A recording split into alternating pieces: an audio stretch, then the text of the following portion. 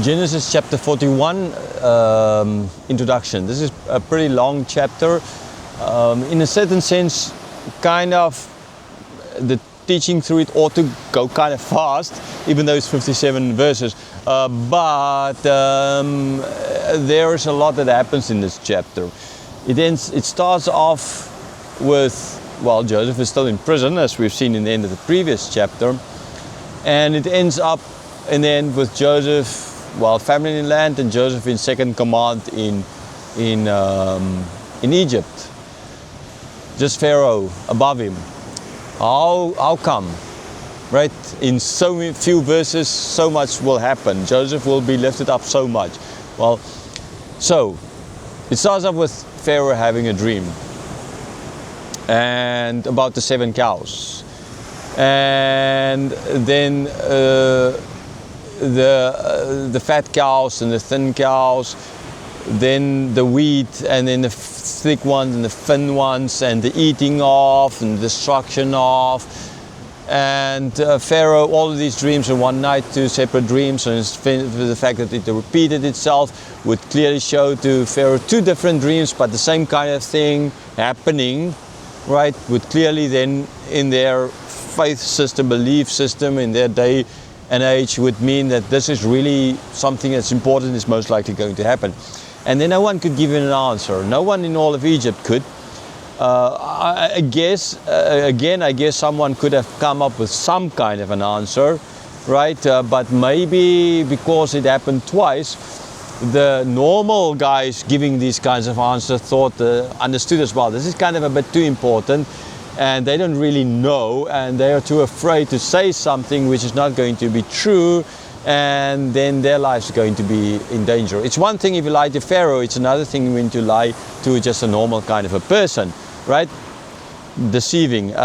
But even then, they would have been deceiving Pharaoh lots of times before, but since these dreams, the same kind of happened twice in one night, told them that this is more important. This is not a time for jokes. This is not a time for using their knowledge and skills and training to try and give an answer.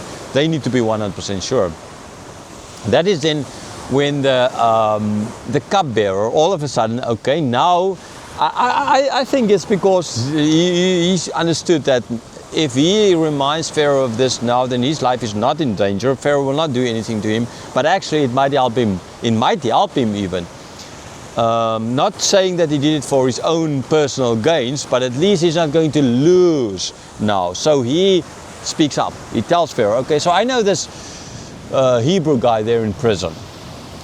And so Pharaoh had Joseph come, washed him up, got rid of the facial hair, I guess, or whatever, stench. No, because now he's brought to Pharaoh.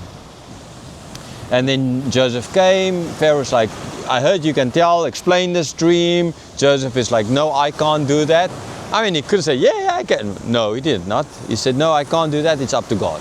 Right? So again, immediately God. Not taking, not for what he can get out of this, like his father and his brother, right? But showing immediately to God. Okay? And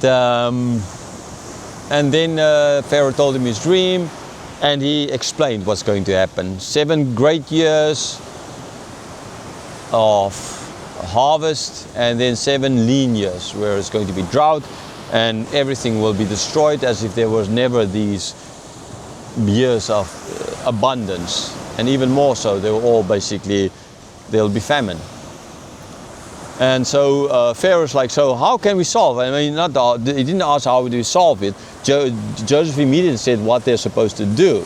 Without being asked, he gave this, he told them, okay, so collect in the years of abundance, collect everything, store it in the cities. And then when the years of drought comes and there's not enough anymore, famine comes around, we will just distribute that so that people will survive. And so Pharaoh then said, okay, so where will we find someone like this who's wise enough for all of this?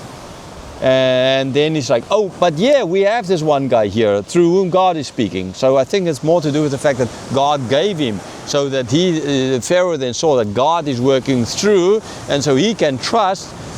And so yes, he appointed Joseph then as the one to take care of it. So in the years of abundance, they collected it all, they stored in the cities, and when the lean years came around, as we end this chapter, they started selling it to the people, and the people had food to eat. And it ends with then kind of an introduction to what's going to happen next, in the fact that people from all over the world, the known world understandably, I don't think people from Peru came all the way from Peru, walked on water to come there, but I mean, I think we're not that stupid. They came there to buy food, okay? And this is then going to lead ultimately to his brothers coming to buy food as well. But now this is where this chapter ends. It ends with famine. It started off Joseph in prison. It ends with Joseph second in command. It started off with okay life in the country itself. It ends with famine. But because of Joseph, there is not famine in the land of Egypt itself. And actually their food, not only ultimately for his brothers and the people of Egypt, but for people all over that area, from so many other countries in that area where there is now famine. As God planned, it all worked out.